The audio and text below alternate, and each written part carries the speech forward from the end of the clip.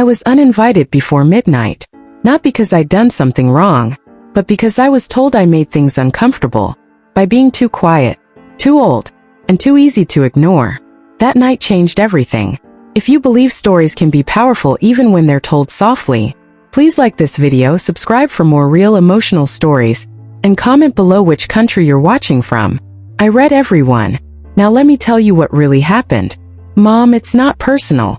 That was how my son began the call. Not with warmth, not with hesitation, with efficiency. You tend to bring the mood down, he said, as if reading from a script he'd practiced in advance.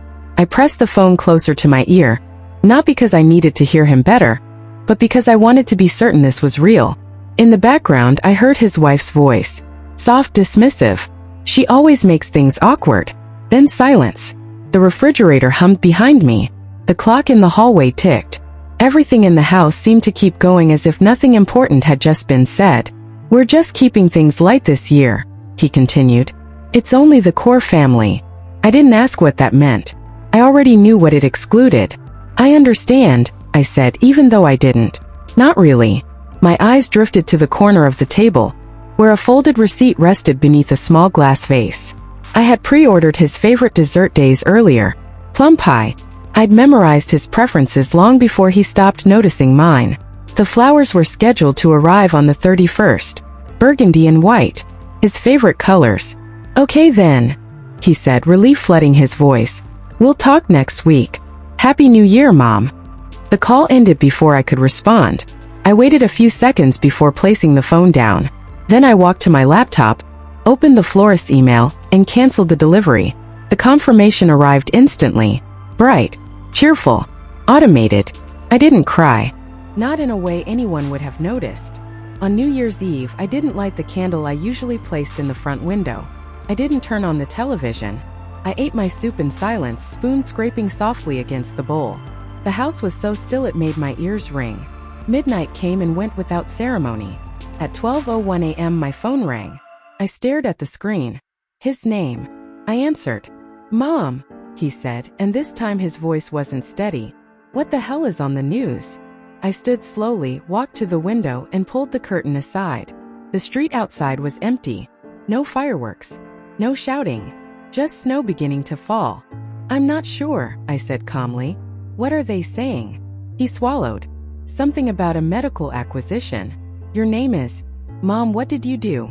6 months earlier, I had stood outside conference room B with my badge in hand, waiting for the annual technology review to begin. I'd sat in that room every year for over 2 decades, presenting quietly, noticing patterns no one else did, suggesting upgrades no one rushed to approve. That morning my badge didn't scan. My manager stepped out, eyes apologetic but distant. Things are tight this year, she said. Leadership only. And well, you're retiring soon anyway. I nodded. I hadn't filed retirement paperwork. I hadn't even printed it. I walked back to the break room and opened my notebook as if I still had somewhere to be. That night, I reread a proposal I'd written months earlier. A small idea. A quiet one. A way to detect early shifts in medical imaging that predicted serious problems days before symptoms appeared. It wasn't flashy, but it worked. I told no one. Not my family. Not my son. Especially not my son. At Thanksgiving, when I mentioned I was working on something new, he laughed lightly. Mom, please. This isn't Silicon Valley. I smiled. I always did. And then I went home and kept working. I built something quietly, carefully, patiently. And now, standing by my window as snow fell into the new year, I realized something important. The part of me they'd edited out was the part that had been paying attention all along. I hadn't meant for anyone to find out that night. But once the world noticed, the people who ignored me the longest were about to demand answers. And this time, I wasn't going to explain myself. After that call ended, I didn't turn on the television. I didn't need confirmation from a screen. I already knew what had happened. 6 months earlier, when I walked out of the hospital for the last time with my badge tucked into my coat pocket, I didn't feel anger. I felt something quieter, a loosening, as if the role I'd been playing for years had finally slipped off my shoulders. At home, I cleared a corner of the dining table and spread out notebooks I'd been filling since my 40s. Not journals. Observations. Dates. Scan types. Anomalies too small to alarm anyone rushing through a 12-hour shift. Patterns hide in repetition. And repetition had always been my strength. I started by digitizing old notes, scanning margins where I'd circled things no one ever followed up on. Slight density changes. Subtle timing irregularities. Early indicators dismissed as noise because they didn't fit existing models. Noise only looks useless if you don't listen long enough. I reached out to a former colleague from my residency years, someone who'd moved into medical modeling. I didn't tell her I was unemployed. I didn't tell her my family thought I was drifting. I asked one question. If I showed you something unconventional, would you look at it honestly?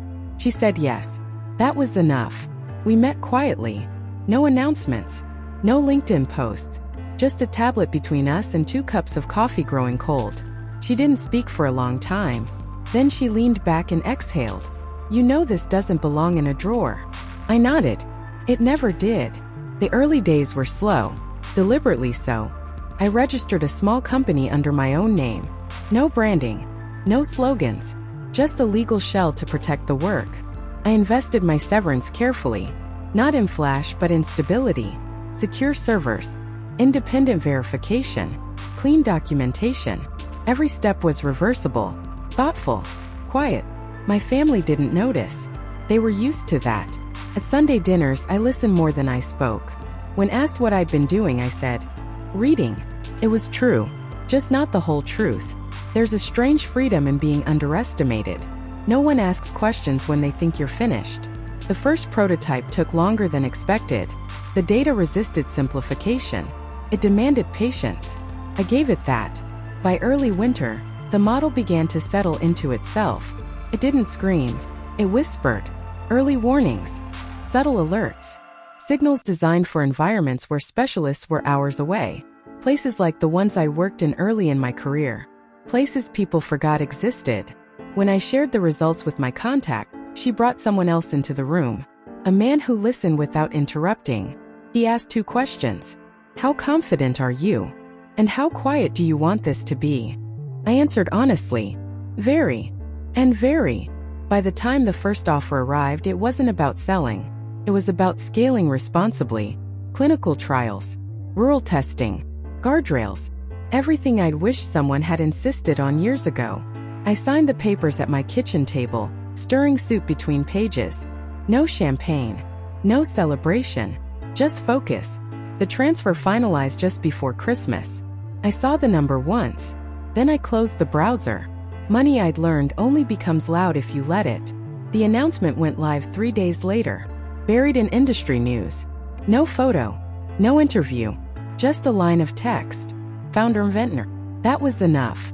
On New Year's Eve, I lit a single candle and ate soup by myself. Not out of sadness. Out of peace. At 12:01 a.m. the phone rang. My son again. His voice was different this time. Urgent. Unsteady. Mom, he said.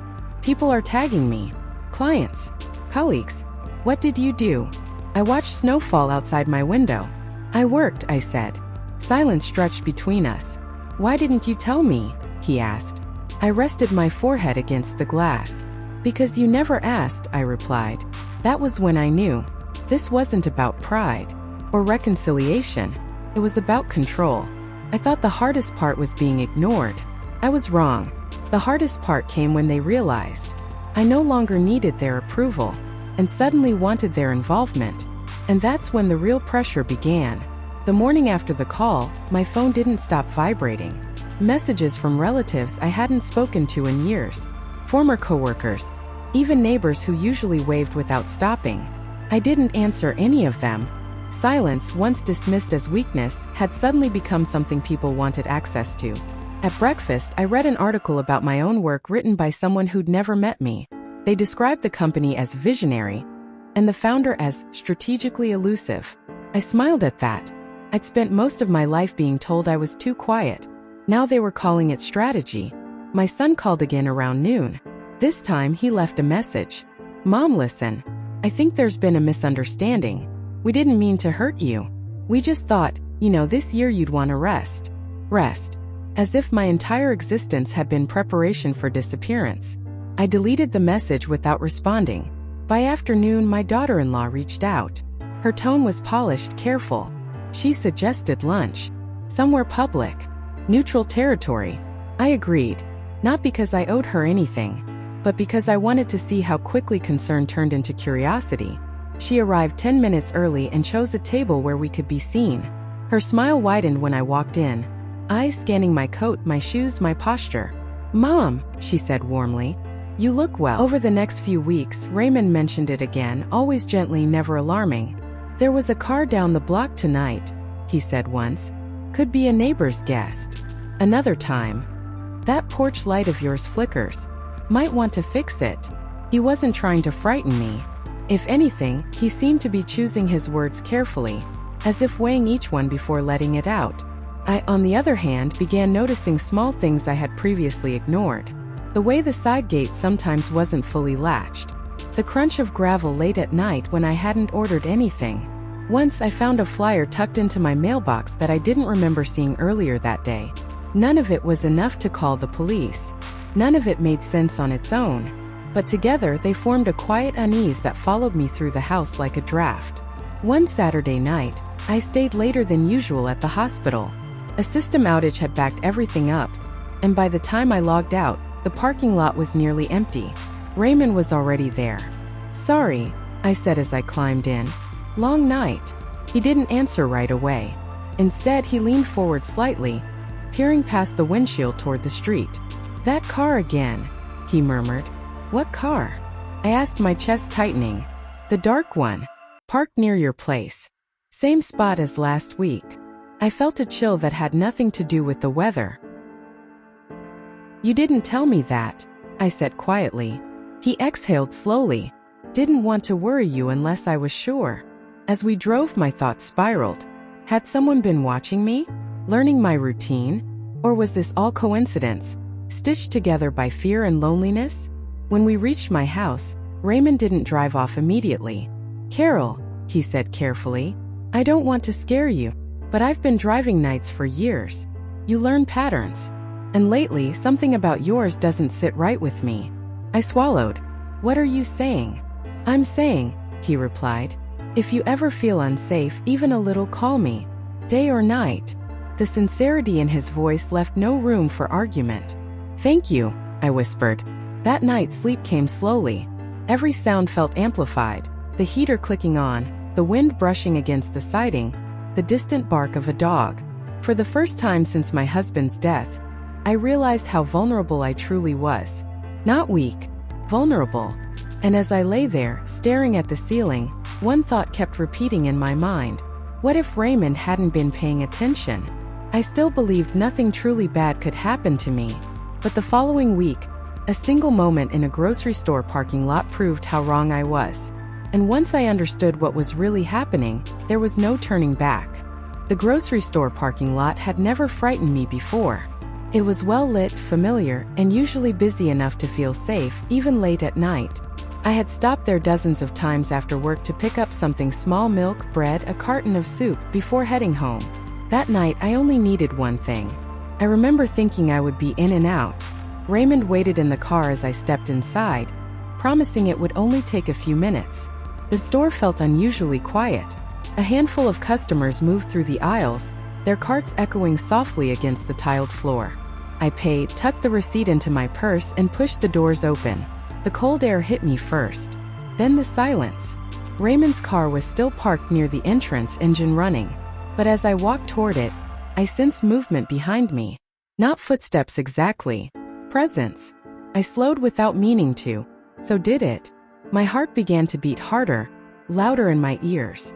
I told myself not to overreact. People walked to their cars all the time. There was nothing strange about that. Still, I didn't turn around. When I reached Raymond's car, he was already stepping out. "Carol," he said sharply, "get in. Now." The tone of his voice snapped me out of my hesitation. I opened the passenger door and slid inside just as a shadow passed under the nearest streetlight. Raymond didn't confront the man. He didn't shout or chase. He simply stared. Through the windshield, I saw him clearly for the first time. Mid-40s. Hood pulled low. Hands shoved into his jacket pockets. He stood too close to where I had been walking, pretending to check his phone. Raymond closed his door and started the car. Do you know him? I asked, my voice barely steady. No, he said. But he knows you. The words sent a chill through me. You can't isolate yourself like this, he insisted. You need allies. I have them, I replied. They're just not loud. There was a knock at my door that evening. I didn't open it. I watched from the hallway as a man stood on my porch, checking his phone, glancing at the street. He left a card tucked into the doorframe. No logo, no title, just a name and a number. I threw it away. That night I moved the spare key. I changed my routines, not because I was afraid, because I was realistic. The work I'd created was designed to protect vulnerable people. That made it inconvenient for those who preferred efficiency over care. A week later, a regional hospital sent preliminary results. 3 early detections. All confirmed. Lives redirected. Time gained. No headlines. No announcements. Just outcomes. I printed the email and placed it inside my notebook. That was when I felt it. Not fear. Resolve. If this system was going to exist, it would exist on my terms. Quiet. Ethical. Controlled. The next morning I drafted a letter. Not to regulators. Not to investors. To a nonprofit coalition focused on rural healthcare access. I offered partnership. Shared oversight. Transparent deployment. They responded within hours. Yes, they wrote. We've been waiting for something like this. That was when I understood. I wasn't alone. I'd never been. I'd simply been moving in a space no one thought to look. Until now. I thought resistance meant I was doing something wrong. I was mistaken. Resistance meant I was standing in the way of something powerful. And soon, they were going to try harder to move me. The letter arrived without postage. No return address. It was slid beneath my door sometime between midnight and dawn. I found it when I stepped into the hallway with my morning tea. The envelope resting against the baseboard like it had always belonged there. Inside was a single page. Typed. No signature. It listed my daily routines with unsettling accuracy. Morning walks. Grocery days. Volunteer hours at the library. Even the name of the cafe where I sometimes sat with a book and watched people pass. At the bottom, one sentence. Visibility has consequences. I folded the paper carefully and placed it inside my notebook. Not because I intended to keep it. Because I intended to document it. Fear is loud when you let it be. I refused. Instead, I called the nonprofit coalition. Told them everything. Sent copies. Shared timelines. They didn't panic. They escalated. Within 48 hours, my project was no longer just mine. It belonged to a protected framework. Shared responsibility. Shared visibility. That was intentional. Power dislikes diffusion. My son called that evening. His voice was strained. People are talking about you. About us. I know. You're putting a target on the family, he said. I paused. No. I'm removing one. He didn't understand. That was all right. I received an invitation the next week. A conference panel. Carefully worded. Prestigious. They wanted my presence. I declined. Another invitation followed. Then another. I declined them all. Not because I was afraid. Because I knew something they didn't. They wanted access disguised as admiration. At the library, a stranger sat across from me one afternoon. He didn't introduce himself. You've created something valuable, he said softly. But value needs direction. I've already given it one, I replied. He smiled thinly. Not everyone will agree. That's not my concern. He stood and left without another word. I finished my tea and returned my book. That night, I reviewed my security logs. Nothing obvious. Just anomalies. Pings. Unfamiliar IPs. Nothing illegal. Just curious. The hospital reports kept coming. Quiet successes. Verified outcomes. Lives changed in ways that would never make headlines. That was enough for me. But it wasn't enough for them. The officer stood quietly behind us as Raymond pulled the drawer open the rest of the way. Nothing appeared missing at first glance. Folders neatly stacked. Old tax returns. Medical statements. Utility bills. Years of my life reduced to paper, arranged exactly how I liked it. Too exactly. "This folder," Raymond said, pointing. "Was it always on top?" I hesitated. "No," I replied. "I keep that one underneath." The officer leaned closer, careful not to touch anything. "What's in it?" "Insurance documents," I said. "Medical coverage. Billing records from the hospital." His eyebrows lifted slightly. "Ma'am," he said, "do you work with patient information?" "Yes," I answered. "Billing department." The air in the room shifted. Raymond and the officer exchanged a look that needed no explanation. "This might not be random," the officer said carefully. "Someone could be trying to access sensitive information." A cold realization settled in my chest.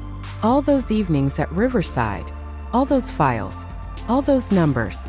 I had been visible in ways I never considered. The officer took photos and asked me to pack essentials.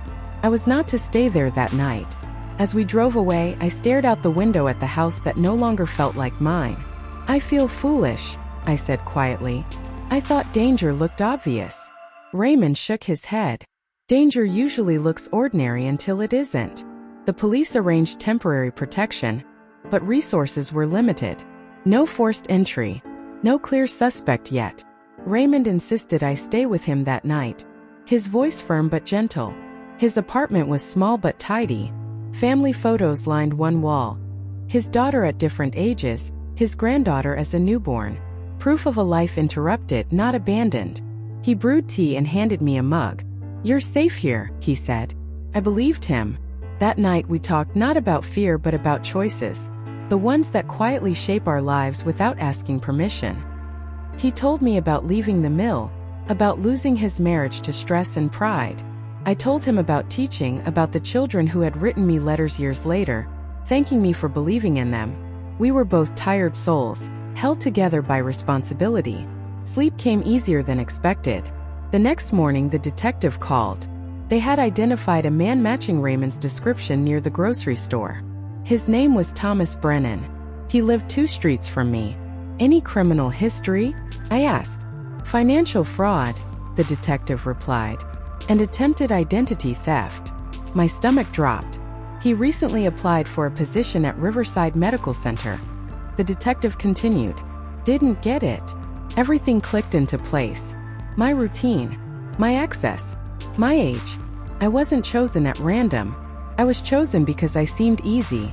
The police asked me to review security footage from the hospital parking lot. There he was, standing just outside the light, watching. My hands trembled. Raymond placed his hand over mine. "You did nothing wrong," he said firmly. Later that afternoon, the police searched Thomas's apartment. They found notes, timetables, a list. My name was on it. So were others. The detective explained it carefully. He had been watching hospital employees looking for vulnerabilities, widows, elderly staff, anyone who might not notice small breaches. "You disrupted his plan," the detective said. "That's likely why he escalated." I felt sick. "If Raymond hadn't noticed," I began. "He did," the detective said. "That's what matters." Thomas was arrested that evening. But fear doesn't disappear with handcuffs. That night, I lay awake on Raymond's couch, staring at the ceiling. "I don't feel brave," I admitted. He looked at me gently. "Bravery isn't loud," he said. "It's staying present when you want to disappear." In the days that followed, the hospital increased security. My role was temporarily reassigned. Counseling was offered. But something inside me had shifted permanently. I was no longer invisible. And I would never mistake quiet for safe again. I believed the arrest meant the nightmare was over. But what the police uncovered next revealed just how close I had come to something far worse. And how one final decision would determine my future. The detective waited until I was seated before he spoke. That alone told me the news wouldn't be gentle. "Mrs. Carroll," he said, folding his hands on the table between us, "there's something else we need to discuss." Raymond stood near the window, arms crossed, silent but alert. "When we searched Mr. Brennan's apartment," the detective continued, "we found more than financial records." My chest tightened. "What kind of more?" I asked. The detective slid a folder toward me but didn't open it. "Surveillance." Raymond stiffened. "Surveillance of what?" Of people, the detective replied. Specifically, hospital employees. My hands trembled as I rested them in my lap. He had photographs, the detective said slowly. Printed schedules. Notes about routines. I swallowed hard. Mine. Yes, he said. Yours were the most detailed. The room felt suddenly too small. He documented when you arrived home, when your lights went off, how long you stayed inside before leaving again. He noted when packages were delivered, when neighbors were away. I felt exposed in a way I'd never known before. He wasn't just stealing information, I whispered. No, the detective said. He was planning. The word echoed. Planning. I thought of my quiet evenings, the way I'd stood at the sink washing one plate, one cup, the comfort I'd taken in routine. All of it had been observed. Why didn't you tell me this earlier? I asked. The detective hesitated. Because once we did, we couldn't guarantee you'd feel safe enough to sleep. He wasn't wrong. Raymond pulled out a chair and sat beside me. How long? He asked. How long had he been watching her? Approximately 6 weeks, the detective replied. Maybe longer. 6 weeks. That meant summer. That meant before the bus schedule changed. Before Raymond. A chill ran through me. He planned to break in, the detective continued. Not just for documents. We believe he intended to intimidate you. Possibly threaten you into silence if you ever noticed discrepancies. And if that didn't work? Raymond asked quietly. The detective didn't answer. He didn't have to. Silence said enough.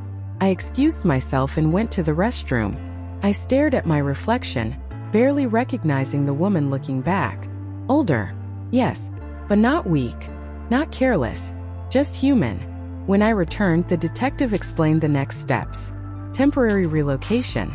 Continued monitoring. Court proceedings. Words stacked on top of words, none of them fully landing. It wasn't until later that night, sitting in Raymond's car, that it finally broke through. I could have died, I said softly. Raymond didn't try to deny it. I know, he replied. And I never would have known why. He pulled the car over and turned to face me. But you're here. And he isn't free anymore.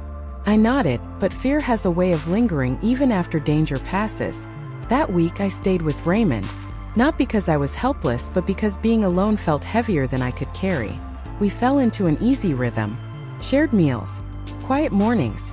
Long conversations that didn't demand anything. One evening, I asked him something that had been weighing on me. Why did you keep picking me up? I asked. Before everything. He thought for a moment. You look tired, he said simply. Not just from work. From life. I smiled sadly. So did you. Yes, he agreed. And tired people recognize each other. The trial came quickly. Faster than I expected. I testified. My voice shook, but I spoke clearly. I told the truth. Raymond testified too. His notes. His recordings. His attention to detail. The judge listened carefully. Thomas Brennan never looked at me. Not once. He was convicted on multiple charges. Fraud. Stalking. Attempted coercion. When the sentence was read, I felt no triumph. Only relief. And grief. For the version of myself that had believed danger always knocked loudly. Months passed. I returned to my house eventually, but not unchanged. I installed better locks. Motion lights. Cameras. But more importantly, I stopped shrinking. I spoke up at work. I questioned inconsistencies. I asked for help when something didn't feel right. I learned that safety isn't about fear. It's about awareness. One evening, as Raymond drove me home, I noticed something. You don't drive nights anymore, I said. No, he replied. I took a daytime route. Hospital contract. That's wonderful. He smiled. Sometimes doing the right thing opens doors you didn't know existed. As he pulled up to my house, I felt something unfamiliar. Peace. Not because nothing bad had happened, but because something good had. I thought surviving meant returning to normal, but what happened next forced me to redefine what normal even meant, and how one unexpected bond would turn into the family I never planned to have. The first night I slept alone again, I didn't turn off every light like I used to. I left the hallway lamp on, the porch light too. Not because I was afraid someone would come back, but because I no longer felt the need to prove I wasn't afraid. Fear had already taken enough from me. The house on Cedar Street felt different now. Familiar yet altered, like returning to a place after a storm and realizing the walls still stood. But something inside you had shifted. I began noticing things I hadn't before. The quiet hum of the refrigerator at night. The way the floorboard near the hallway creaked if I stepped just right. The distant sound of cars passing on the main road. Before, those sounds had blended into the background of routine. Now they reminded me that I was alive.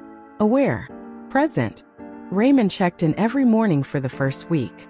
Not with questions. Just simple messages. Good morning, Carol. Did you sleep okay? Coffee today? Sometimes I replied with long answers. Sometimes with just a heart emoji. He understood both. At work, things were changing too. The hospital held mandatory meetings about security, about patient privacy, about reporting anything unusual. People whispered in hallways, eyes darting when certain names were mentioned. But no one whispered when they looked at me. They looked at me with something else. Respect. My supervisor pulled me aside one evening. You did the right thing, she said. You stayed sharp. You spoke up.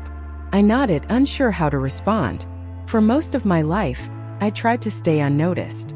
Be helpful, be quiet, don't cause trouble. Now I understood something I'd never learned in all my years of teaching or billing or simply surviving. Staying quiet doesn't always keep you safe. Sometimes it makes you invisible. And invisible people are easy targets.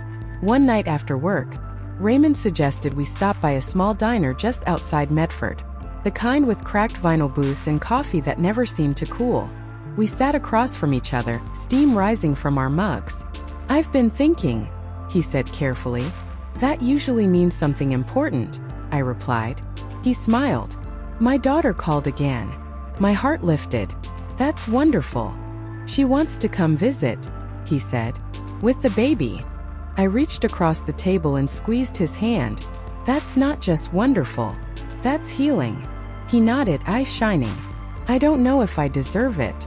Raymond, I said gently, none of us earn love by being perfect. We earn it by showing up when it matters. He didn't argue. That winter passed quietly. No headlines. No court dates. Just slow rebuilding. On Sundays, I started cooking again. Real meals. Not just soup from a can or toast eaten standing up. Sometimes Raymond joined me. Sometimes he didn't. There was no pressure. That was the beauty of it. Trust without demand. One evening, as we cleared dishes, he said something that surprised me.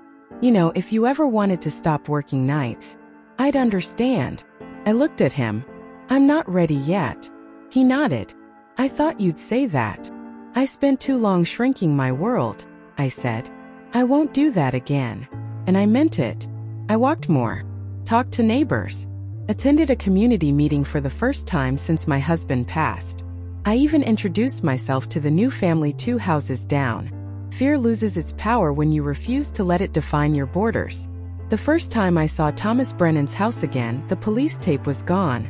The truck was gone. The windows were dark. It was just another empty building now. It didn't own me anymore. One night, as Raymond drove me home, he said quietly, "You changed." "So did you," I replied. "I don't just listen anymore," he said. "I engage. I notice people." "That's how it starts," I said.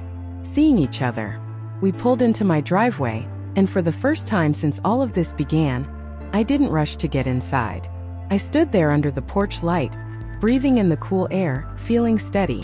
"I used to think kindness was small," I said. "Something polite.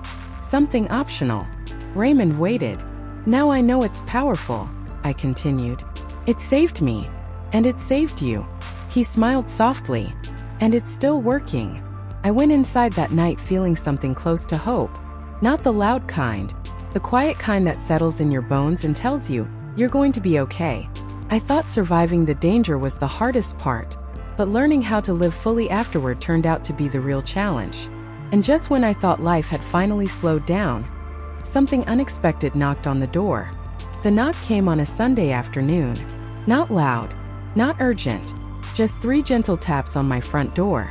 I paused in the kitchen, hands still wet from washing apples, heart fluttering. Not with fear this time, but curiosity. I wiped my hands on a towel and opened the door.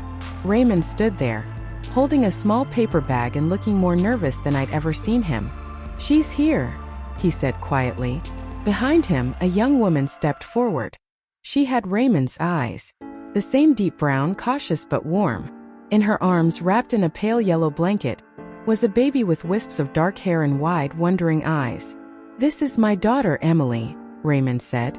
"And this is Lily." For a moment, none of us spoke. Then Emily smiled, tentative, hopeful. "Hi," she said. "You must be Carol." I felt tears rise instantly. "I am," I replied. "And you must be the reason your father smiles so much lately." Her eyes softened. We sat in the living room, sunlight pouring through the windows like it had something important to say. Emily watched me carefully at first. I could tell she was measuring me, not suspiciously, just cautiously. Life had taught her to be careful. "I've heard so much about you," she said finally. "From Dad. And from the court documents." I nodded. "I wish it had been under better circumstances." "Still," she said, "you changed things. For both of us." Lily stirred, making a soft sound that felt like a promise. I leaned forward. "May I?" Emily hesitated only a second before nodding. Holding that baby was like holding a future that hadn't decided what it would become yet. Warm, fragile, full of possibility. She has her grandfather's grip. I laughed softly as Lily wrapped her tiny fingers around mine. Raymond watched from his chair, eyes shining. Later, Emily helped me in the kitchen. We moved around each other awkwardly at first, then more easily. "I didn't trust people for a long time," she admitted quietly. "After what happened." "I understand," I said. "Trust doesn't come back all at once. It returns in pieces." She nodded. "I'm trying," she said. "For Lily. For my dad." "That's enough," I told her. "Trying is enough." As the afternoon stretched into evening, something gentle settled into the house. Laughter. Shared stories. The sound of a baby breathing while she slept. When they left, Emily hugged me tightly. "Thank you," she whispered. "For seeing him. For protecting someone you didn't even know." I hugged her back. "We protect each other," I said. "That's how it works." That night I sat alone in my living room, but I didn't feel lonely. The quiet felt full now. Weeks passed. Emily began calling, asking for advice, sharing small victories, sleepless nights, baby milestones. Raymond stopped by more often, sometimes just to sit on the porch and talk about nothing in particular. One evening he said something unexpected. "I've been offered a supervisory position," he said, "for the transportation service." I smiled. "You earned it." "I wouldn't have even applied before," he admitted. "I didn't think I was worth more." "And now?" I asked. "Now I know better." At work I noticed changes in myself too. I mentored new hires, spoke during meetings, suggested improvements. People listened. One young clerk pulled me aside and said, "I hope I'm like you when I'm your age." I laughed. "Trust me, it's a journey." One evening as I locked up my office, I caught my reflection in the glass. I didn't see a victim. I saw a woman who had walked through fear and come out awake. But life, I was learning, never stays still for long. The call came late one night. "Emily." Her voice shook. "Carol, can I come over?" "Of course," I said immediately. "What's wrong?" I don't feel safe where I am tonight." My heart tightened, but not with panic. With resolve. "I'll be here," I said. "You and Lily are always safe with me." When they arrived, I wrapped them both in a hug.